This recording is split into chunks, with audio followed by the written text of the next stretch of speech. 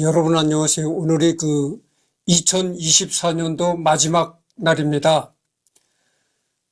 오늘 밤 지나면 내일은 2025년도죠. 그러니까 하루 차이로 오늘은 2024년도고 내일은 2025년도라고 그거죠. 근데 뭐 2024년도에 떠오르는 태양과 2025년에 떠오르는 태양은 다 같은 거죠. 태양은 또 다 같은데 그냥 구분해서 오늘은 2024년도까지고 내일서부터는 2025년도가 시작되는 날이다. 이제 이런 얘기입니다. 그래서 이제 그렇게 지구가 태양을 한 바퀴 이렇게 공전을 하니까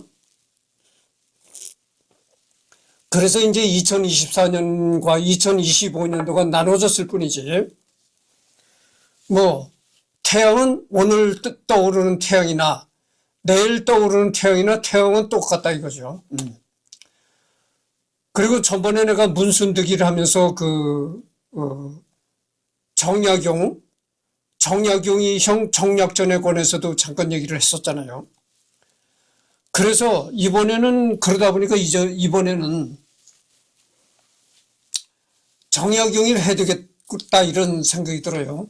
그래서 정약용이를 이번에는 하기로 했습니다. 그래서 흔히들 이 정약용이라고 하면은 뭐 실학자 이렇게 아주 도식적으로 알고 있잖아요. 정약용 하면은 실학자 이렇게 딱 떠오른단 말이죠. 그런데 과연 실학이라는 것이 있느냐? 그래서 뭐 실학은 없다 이렇게 얘기하는 사람들이 많아요. 내가 도올 김영욱 교수를 자주 들먹입니다만은 도올 김영욱 교수도 어느 자리에서 그런 얘기를 하더라고요. 실학은 없다. 또 도올 김영욱 교수 말고도 또 뭐 여러 사람들이 하여튼 실학은 없다 이렇게 얘기를 하거든요. 그럼 왜 정약용이 하면은 실학자라고 흔히들 생각하는가? 이 정약용이도 말이죠. 그 실학에 반대되는 개념이 뭐겠습니까? 유교 성리학, 그러니까 주자 성리학을 실학에 반대되는 개념으로 생각하거든요. 그런데 실학자를 정약용이라고 하면 우리가 흔히 실학자라고 알고 있는데 실학자라고 알고 있는 정약용이도 성리학을 추종했던 사람이다 이런 얘기입니다.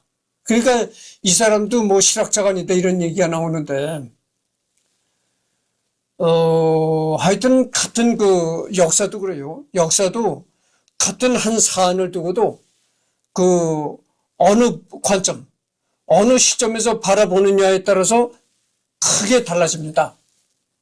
그래서 같은 역사학자 간에도 같은 역사학자들끼리도 같은 사건을 놓고도 굉장히 의견이 엇갈립니다. 그렇기 때문에 정약용이도 그런 케이스가 아닌가 생각해요. 정약용이를 실학자라고 생각하는 역사학자가 있는 반면에 실학이란 건 없다. 실학 자체를 부정하는 그런 역사학자가 있다고 봅니다. 그래서 그거는 어느 시각에서 역사를 바라보느냐 또는 어느 관점에서 역사를 바라보느냐에 따라서 많은 시각 차이가 벌어질 수가 있으니까 그건 그렇다고 하고 이게 이제 정약용의 모습이죠. 그래서 이 정약용이를 보면 말이죠. 1762년에 이제 영조 38년에 태어났다고 하죠. 그리고 1762년만 해도요, 이 사람 아주 원래 모습과 똑같이 그리는 초성화 기법이 발달되었습니다. 그러니까 1700년대에 정약용이 모습이 이렇게 그린 거는 이거는 정약용의 모습과 똑같이 그린 거라고 생각해도 되겠습니다. 그러니까 정약용이가 이렇게 생겼다. 이렇게 생각해도 되겠어요. 그래서 이제 여기 나오는데 봅시다.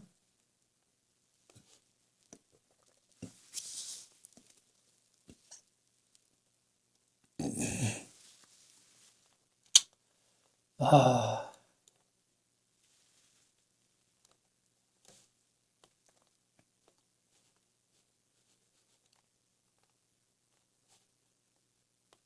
잠깐만요.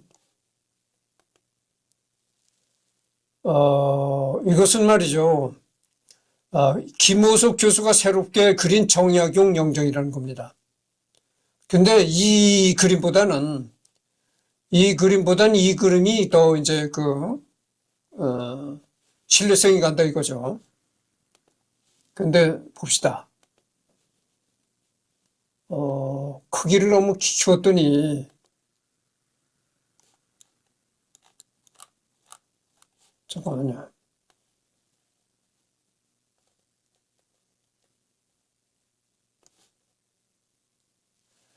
정약용 생전에 그려진 정약용의 초상화로 가장 유력히 꼽히나 진위 여부 논란이 있다. 특히나 정약용 외모의 가장 특징적인 묘사로 천년두를 알아 오른쪽 눈썹이 3개의 갈래로 나뉘어졌다고 알려져 있는데, 보시다시피 위 초상화 모습에서는 발견되지 않는다. 다만 조선 후기 이희영이 그린 정약용의 형인 정약종의 초상화가 남아있어 이를 보고 일각에서는 진위 여부 논란이 있는 위 초상화와 분위기가 매우 비슷하다고 한다. 게다가 정약용이 오랜 귀양생활로 얼굴이 많이 상했음을 감안하면 비슷한 예로 추사 김정희도 잦은 귀양생활로 말년에 얼굴이 폭삭 늙고 상해서 알려진 초상화와 비교해보면 완전히 다른 사람 같다. 함부로가 아니라 단정짓기 어려운 측면도 있다. 1974년 고 장우성 화백이 그린 정약용 영정이 여태 표준 영정으로 쓰였는데 유무나 의상 등 시대상과 고정에 맞지 않는다고 알려져 있다. 그런데 2008년 3월부터 새롭게 정약용 영정 제작에 들어가 2009년 4월 17일 완성되었다고 한다. 초상화를 제작한 김호석 교수는 정약용의 기록을 사사지 뒤졌고 다산 후손인 나주 정씨 월헌 공파정에도 찾아가 참석한 약 300여 명 후손들의 인상을 직접 관찰하고 특히 다산의 직계 후손 4명의 인상을 자세히 관찰, 그 특징을 초상화를 제작할 때 참고했다고 한다. 그래서 이 초상화는 말이죠. 이 그림은 그 김호석 교수가 무턱대고 상상도를 그린 것이 아니고, 이 정약용의 그 후손들을 다 정약용의 그 얼굴 생김새, 정약용의 후손들의 그 얼굴 생김새 이런 거를 다 이렇게 관찰하고, 그래서 이제 그 결론에 따라서 정약용의 모습이 됐을 것이다. 이렇게 추측을 해서 그렸다는 거죠. 근데 이 그림이 과연 정약용의 그 실제 초상화라고는 하지만 실제 정약용이가 이렇게 생겼을까? 여기에도 여러 가지 의문이 있다는 겁니다. 방금 전에 내가 얘기를 했잖아요. 1700년대도 사람 실물과 똑같이 그리는 초상화가 발달이 되었었다. 그래서 이 정약용이 이렇게 생겼다고 믿어도 되겠다. 내가 이런 얘기를 했는데, 그 말이 약간 틀린 것 같아요. 왜냐면은 이 초상화가 믿을 수가 없다는 겁니다. 왜냐면은 그 본래 정약용이는 그 천년두를 알았다 그래요. 여러분 그 천년두라고 아시잖아요. 천년두를 앓고 나면 이 얼굴이 흉터가 생깁니다. 한마디로 이제 곰보 얼굴이 된 거죠. 근데 이 정약용이는 이 곰보가 전체 얼굴을 다 뒤덮었던 것은 아니고 요 눈썹이 있는 부분이 이렇게 곰보가 졌다는 것이죠. 천년두를 알아가지고. 근데 이 초상화에는 그게 나와 있지 않다 해가지고 이 초상화가 신뢰성이 없는 초상화다. 이런 얘기가 있다는 거예요. 하여튼 그런 걸 염두에 두고 생각해 보시기 바랍니다. 사실 1700년대에 아주 사실과 똑같이 그리는 초상화 기법이 있긴 있었어요. 근데 그런 초상화가 기술이 있었다 하더라도 반드시 정약용이가 그런 기술을 가진 화가를 불러가지고 자기 인물 사진을 그렸다 이렇게 볼 수도 없는 거잖아요. 그러니까 뭐 이 조정환은 믿거나 말거나 시킨 거죠.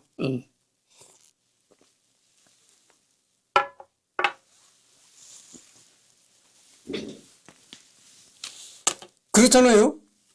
여러분들 1700년대 아무리 그 실물과 똑같이 그리는 초상화 기술이 발달되었다 하더라도 일부러 그런 기술을 가진 화가를 불러가지고 특별대우에서 불러가지고 내 초상화를 좀 그려달라 이렇게 하기 전에는 그렇지 않다는 얘기죠. 그리고 정약용이가 이 학자인데 학자라는 게 어떻게 썼어요? 학자라는 거는 대부분 학자의 특징들이 뭐냐면은 대부분 자기 모습 같은 거를 후세에 남기려고 하질 않고 학자는 그냥 글만 이렇게 후세에 남기려고 하는 그런 특징이 있단 말이죠. 그래서 이 초상화는 한마디로 믿거나 말거나 시다 이런 말씀을 드립니다.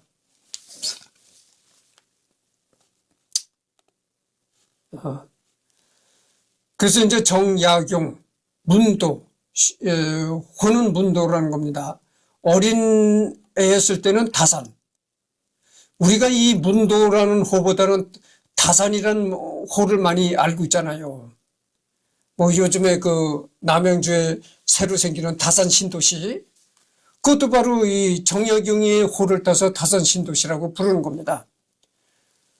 그래서 어렸을 때, 문도라는 호도 있고, 또 어렸을 때는 여유당이라는 그런 그 호도 있고 그렇지만은 우리가 잘 알고 있기는 이 다산, 다산 정약용으로 많이들 알고 있다 이런 얘기죠. 그래서 1762년 영조 38년 8월 5일에 태어났다. 여기에 태어난 곳은 경기도 광주부 초부면 마제리. 현재 여기 어디냐면은 경기도 남양주시 조안면 능내리 뜻과 현재 태어난 곳이다 이런 얘기입니다. 그래서 여러분 양수리 아시잖아요. 양수리. 그 양수리들 흔히 많이 갑니다. 거기 나는 사진과는 관계가 없는 사람이라고 내가 얘기를 했잖아요. 그래서 나는 사진을 찍지 않는데 사진과는 전혀 관계가 없지만 동영상을 찍는단 말이죠. 내가 지금 방랑인생도 하고 있잖아요. 방랑인생에 올리는 게 뭡니까? 사진을 올리는 것이 아니라 이제 동영상을 올린다고 하죠. 그래서 내가 동영상을 찍기 위해 가지고 여러분들 그 양수리도 내가 많이 갔었습니다. 여름에 그 양수리는 연꽃단지가 많아요. 연꽃밭이 굉장히 많다 이거죠. 연단지가 많아요. 그래서 그 연꽃이 굉장히 이파리가 큽니다. 연꽃잎이. 그런 그 큰 연꽃잎이 이렇게 다 이렇게 뒤덮고 있는 게 참 그렇죠. 내가 굉장히 강원도 산골 촌놈인데 강원도 산골에 태어났다가 내가 이 경기도 지방에 와서 처음 본 게 이 연꽃잎을 처음 봤어요. 그때 내가 고향을 떠나온 지가 상당히 오래됐는데, 어렸을 때 내 고향을 떠났거든요. 내가 강원도에 있을 때는 전혀 연꽃을 보지 못했단 말이죠. 근데 내가 양수리에 가서, 내가 오래전에 어렸을 때 양수리에 가서 연꽃잎을 보고 처음 놀랐던 적이 있는데, 그렇게 연꽃잎이 그렇게 큽니다. 그래서 그 양수리에는 여름에 가면은 연단지가 참 일품이죠. 아주 연으로 아주 그냥 돼 있는데, 바로 양수리 옆에 능내리라고 있습니다. 여러분 중앙전철역에 능내역이잖아요. 능내역도 있는데, 조안면 능내리, 여러분 조안면 능내리를 너무 많이들 아실 것입니다. 여기가 양수리 옆이에요. 거기서 태어났다 이거죠. 경기도 남양주시 조안면 능내리에서 태어났다. 사망은 1836년 헌종 임금 2년 4월 7일에 사망했다. 73세에 사망했다. 그러니까 73세에 사망했으니까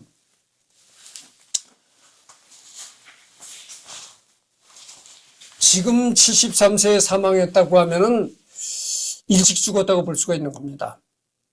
지금 100세 시대잖아요. 근데 이 정약용 시대는 말이죠. 73세에 죽었다고 하면은 상당히 장수한 겁니다. 장수했다고 봐야죠. 아무나 73세를 살았던 시대가 아닙니다.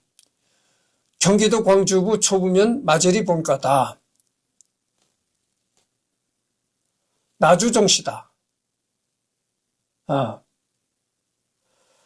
정씨들도 이게 본이 많겠죠. 본이 많은데 이 정약용이는 나주정씨다. 학력은 성균관. 여러분 그 조선시대의 성균관이라는 그 교육 제도가 유명했잖아요. 그 성균관을 나왔고, 학자이자 정치가이다. 신장은 161이라고 나와 있습니다. 여기서 정약용의 키가 보통 사람보다 훨씬 컸다고 기록되어 있는데, 조선시대 당시 남성 평균 키가 161cm인 것을 보면 정약용의 키는 161 초과로 추정된다, 이런 얘기죠. 근데 여러 가지 그 문서를 보면은 정약용이가 보통 사람들보다 컸다, 이렇게 기록이 됐다 이거죠. 그러니까 한 161 이상으로 추정된다고 하죠. 162나 161이 조선시대 남자의 평균 키였다고 하죠. 그래서 이 키가 컸다. 보통 사람보다 키가 컸다고 하니까 160 한 4, 5 정도로 추정된다, 이런 얘기입니다. 그래서 이 사람은 어느 분야의 학자냐? 실학은 없다. 이렇게 주장하는 그 사람들이 있다고 했잖아요. 김영욱 교수도 실학은 없다, 이렇게 얘기를 했고, 조선시대 조선시대가 아니라 조선일보에 박종 무슨 기자가 있는데,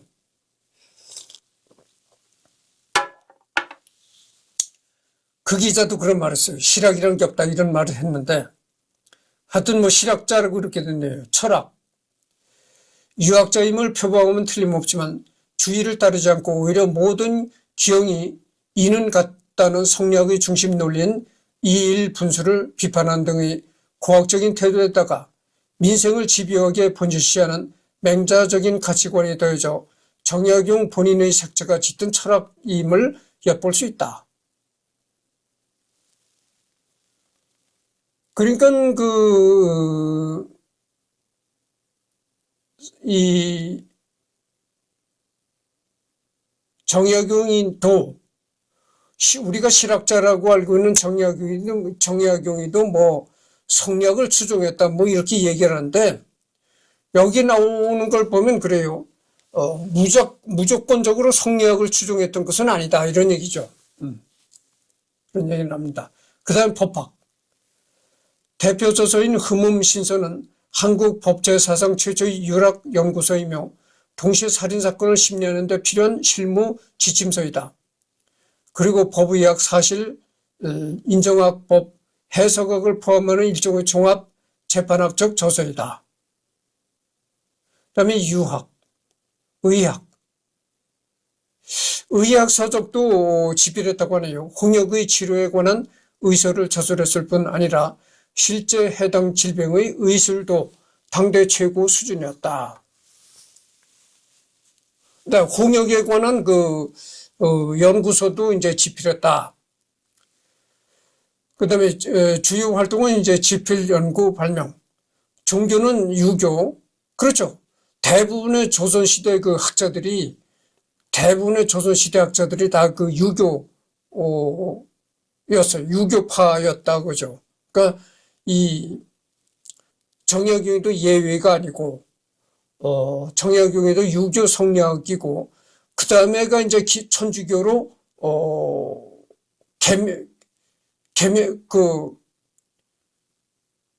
개교를 했다고죠. 그다음에 천주교 세례도 받았네요.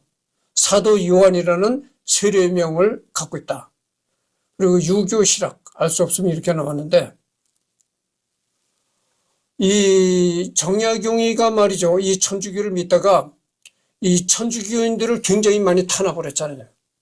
탄압을 하니까 목숨의 그 위협을 느끼는 거죠. 목숨의 위협을 느껴가지고 배교를 했어요. 언제는 내가 천주교를 안 믿겠다 이렇게 해가지고 살아난 거죠. 그렇다가 뭐 다시 뭐 천주교로 복귀했다 뭐 이런 얘기도 있는데, 하여튼 뭐 그렇습니다.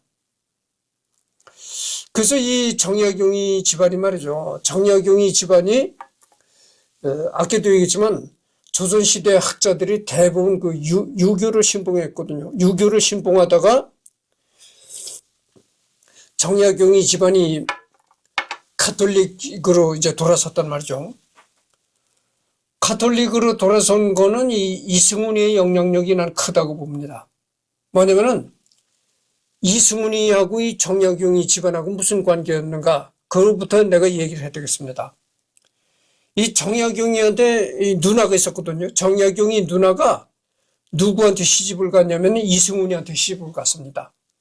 언젠가 내가 그 이승훈이란 사람도 인물 백과에서 다룰 것입니다. 그렇지만 그때가 언제가 될런지는 모르겠어요. 누누이 얘기를 하지만 해야 될 사람이 너무 많습니다. 우리나라뿐만이 아니고 전 세계 사람들을 다루잖아요. 그러니까 뭐 언제가 내가 이 정약용도 하겠다고 마음을 먹은 지가 오래됐어요. 오래전에 내가 한 2년 전에 하겠다고 마음을 먹었는데 이제서야 내가 하게 되는 겁니다. 그걸 생각해 보세요. 이승훈이도 내가 언젠간 하게 되겠지만 그때가 언제가 될런지 모르겠다 이런 얘기죠. 아니 뭐 당장 내일에도 내가 하겠다고 마음만 먹으면 되는데, 우선 내가 우선적으로 우선순위에서 밀린다 이거죠. 왜 밀리는가? 내가 얘기를 하겠습니다. 조선시대만 해도 이게 옛날이잖아요. 여러분들 그렇잖아요. 조선시대, 고려시대, 뭐 신라시대까지 올라가면은 이렇게 조선시대, 고려시대, 신라시대 사람까지 이렇게 자꾸 다루다 보면 내가 하는 인물 백과가 이 생명력이 없는 화석화된 느낌을 갖는다고. 그렇잖아요. 아주 죽은 지 오래된 사람만 자꾸 다루다 보면은 이 유튜브가 생명력이 없는 유튜브가 된다. 그거죠. 그래서 내가 이 오래된 사람은 좀 덜 다루려고 합니다. 우선 우리와 같은 시대를 사는 사람, 그거를 첫째로 쳐요. 그리고 저 세상을 떠나서도 얼마 안 된 사람들. 그렇지. 이 정약용 시대부터 다룬다는 건, 정약용 시대부터라는 거는 거리감이 멀다 이거죠. 그래서 하게 되면은 왠지 우리와는 동떨어진 사람 같이 느껴지고 이렇게 된다는 얘기죠. 그래서 오래된 사람들은 되도록 내가 순위에 밀리는 것이, 순위에서 밀린다 이런 얘기입니다. 그래서 이승훈이 얘기를 하다가 내가 얘기가 잠깐 그랬는데, 정약용이 누나가 이승훈이한테 시집을 갔어요. 그러니까 이승훈이가 이 정약용이는 이제 처남이 되는 거죠. 처남. 이승훈이의 처남이 정약용이다 이 말이죠. 근데 그럼 이승훈이가 뭐냐? 이승훈이가 아마도 내가 그냥 내가 인지하는 범위 내에서 자료를 보지 않고 인지하는 범위 내에서 내가 얘기를 하기 때문에 틀릴 수가 있습니다. 그렇잖아요, 여러분들.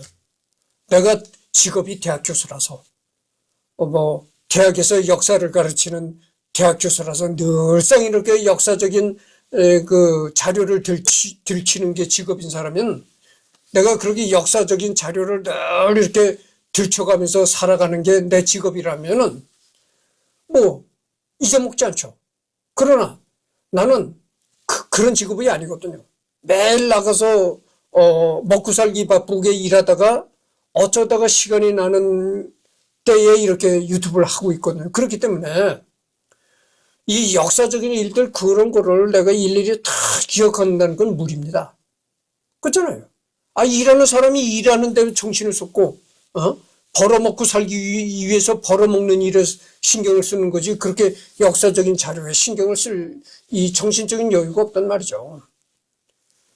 그렇기 때문에 내가 틀릴 수도 있는데 이승훈이라는 사람은 우리나라의 그 카톨릭을 전파하는데 조선의 카톨릭을 전파하는데 상당한 그 기여를 했던 사람이다. 내가 그렇게 알고 있어요. 아마 이승훈이가 최초로 우리나라 카톨릭을 전파하지 않았겠는가 이렇게 생각합니다. 틀릴 수도 있습니다만은. 그래서 이승훈이하고 이렇게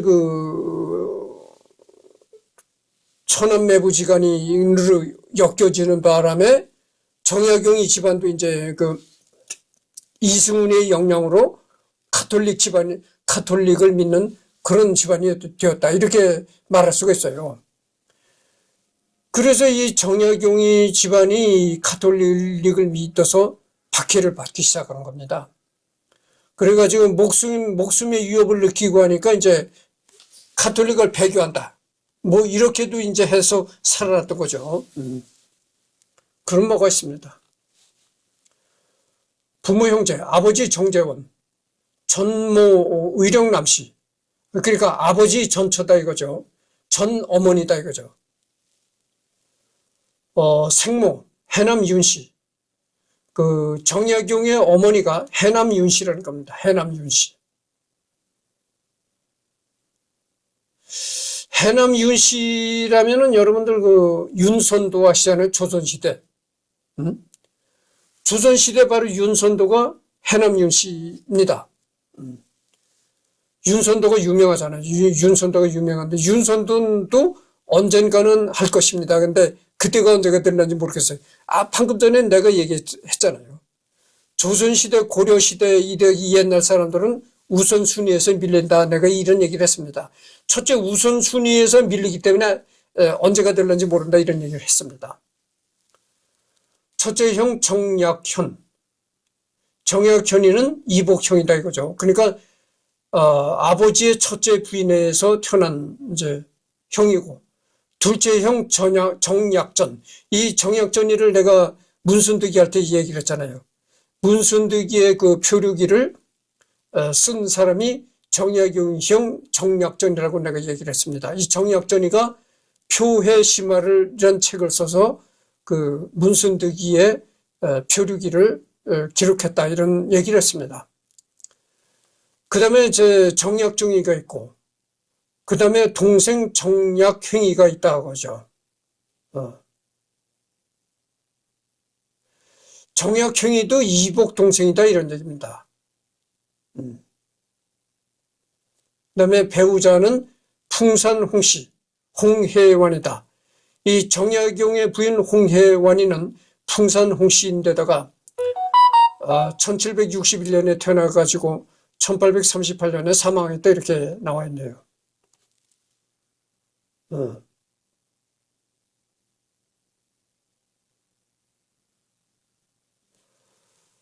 그 다음에 자손은 아들 정학연, 그 다음에 아들 정학유, 딸 정홍연, 육대손 정혜인 이렇게 나와 있고 친인척으로는 매부 이승훈. 내가 이승훈이 방금 전에 얘기를 했잖아요. 정약용의 누이가 이승훈이한테 시집을 갔다. 이렇게 내가 얘기를 했습니다. 내 말이 맞네요.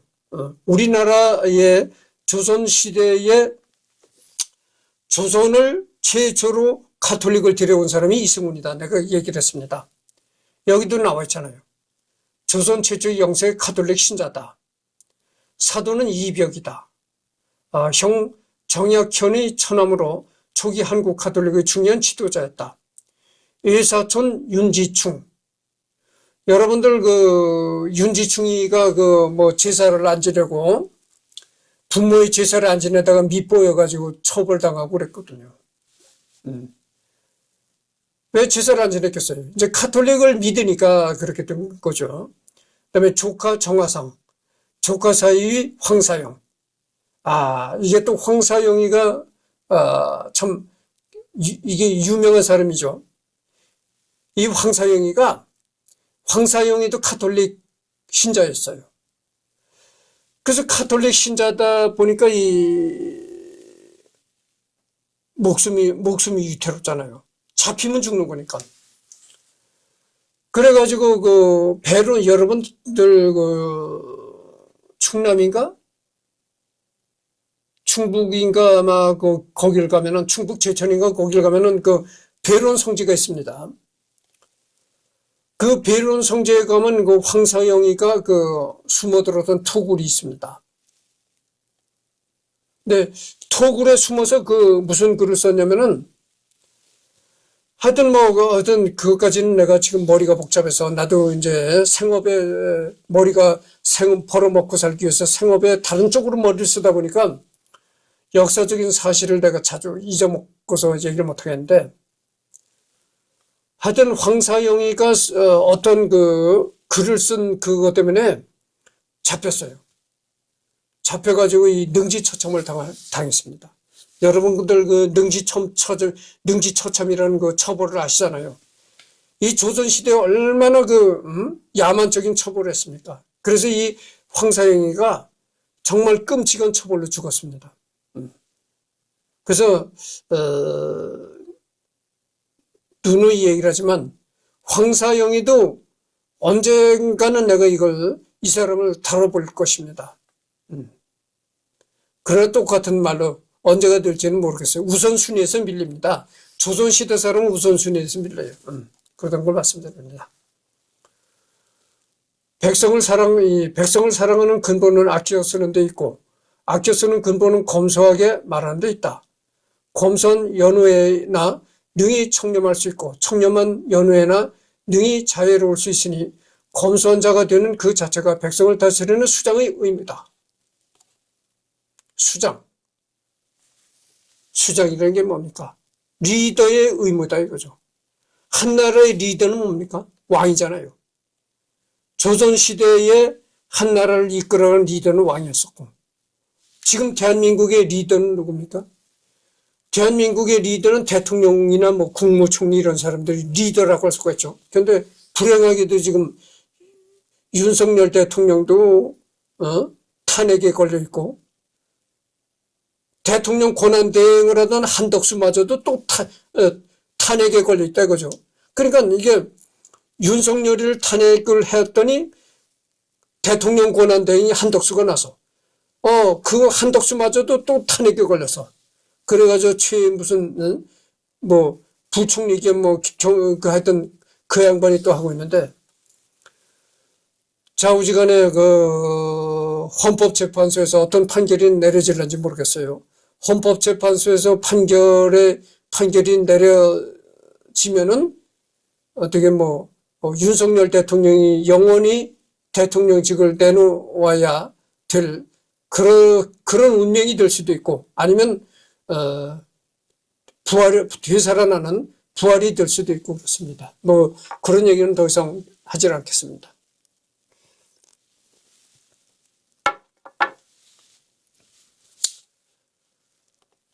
이 편지가 번화하게 떨어져 나의 원수가 펴보더라도 내가 죄를 얻지 않을 것인가를 생각하면서 써야 하고 또 이 편지가 수백 년 동안 전해져서 안목 있는 많은 사람들이 눈에 띄더라도 조롱받지 않을 만한 편지인가를 생각해야 된다. 이게 뭡니까? 하늘을 우러러 한 점 부끄럼 없이 살아야 된다는 얘기죠. 응? 하늘을 우러러 한 점 부끄럼 없이 살아서 내가 쓴 편지 이런 걸 누가 읽어보더라도 흠잡을 데가 없어야 된다 이거죠. 윤동주 씨의 그런 글귀가 있잖아요. 하늘을 우러러 한 점 부끄럼 없기를 잎새이는 바람에도 나는 괴로워하였다. 잎새이는 그런 바람이 이 나뭇잎을 바람이 나무잎을 싹 스쳐가면 어떻게 됩니까? 나무잎이 떨리는 소리가 난다 이거죠. 그 소리마저도 자기는 괴로워했다.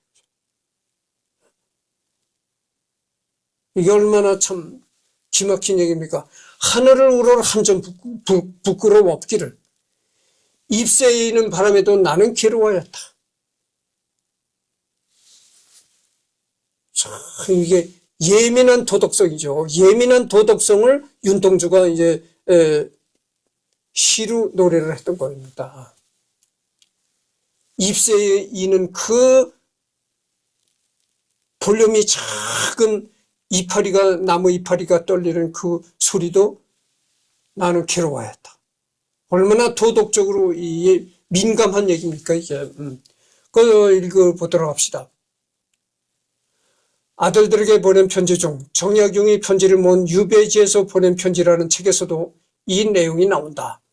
한편 이 내용은 유배 생활 중이던 자신이 쓴 편지, 내용이 외부에 알려질 때 그것이 정적들에게 악용되어 자신뿐만 아니라 가족 및 지인들이 신변에 악영향을 줄 것을 근심했던 정약용의 마음을 반영한 것으로도 또 해석될 수 있다. 그리고 먼 훗날 한반도의 후손들 외에도 세계 각지에서 아무렇지나 않게 인터넷에 쓴 과거의 실은 망언이 발견되거나 SNS상에서 실은 망언을 일삼다가 여론의 문매를 맞는 상황이 비일비재하게 터지면서 이 내용은 후세에 큰 지지를 얻게 된다. 사실 자신의 경험과도 관련이 있는데 형 정약종의 묵은 낙사 하나 때문에 신유 박해가 터져 형제가 뿔뿔이 흩어지고 자신의 신앙을 버리고 유배를 가야 했기 때문이다.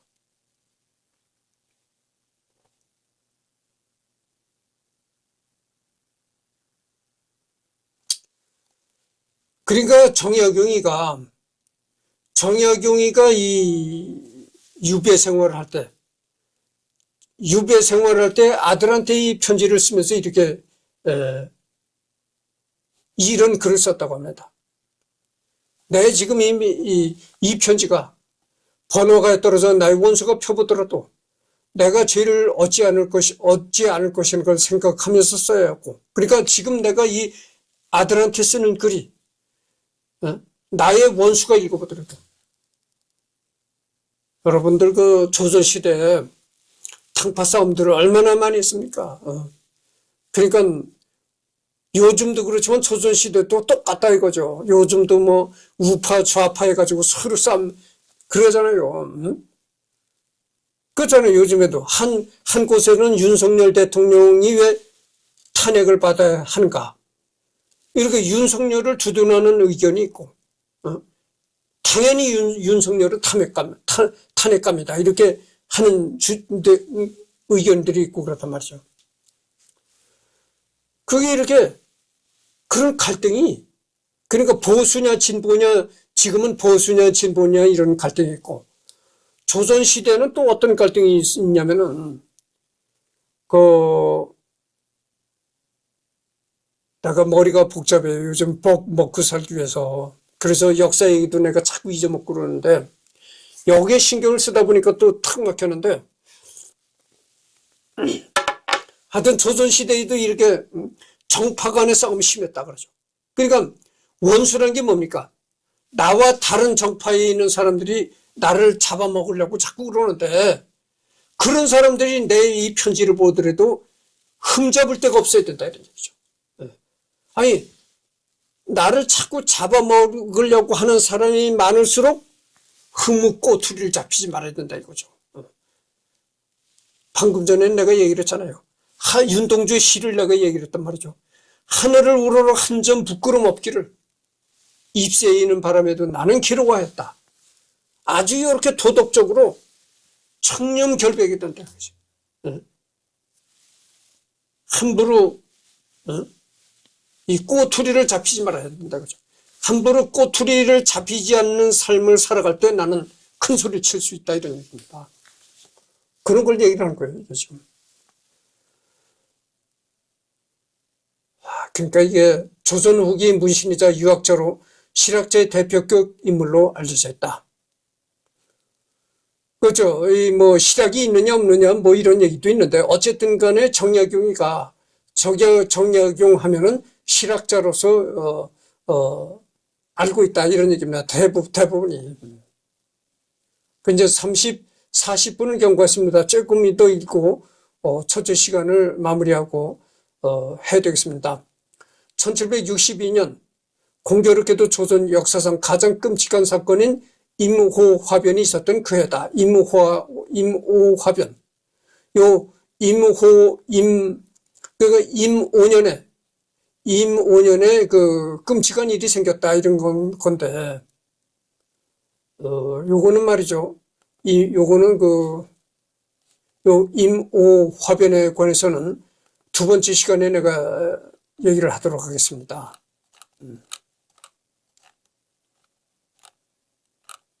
그래서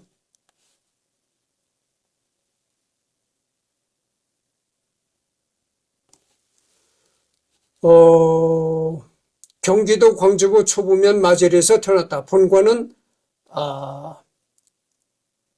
아니죠. 이것이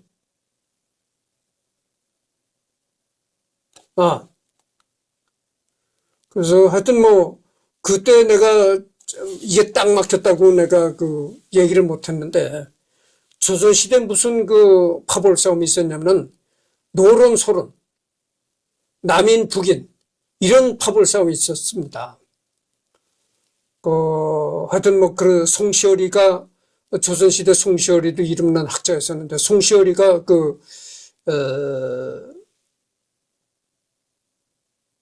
노론에 속했던 인물이잖아요. 하여튼 그렇습니다. 그래서 뭐 그렇게 조선시대 정파 싸움이 심했었다 이런 얘기입니다.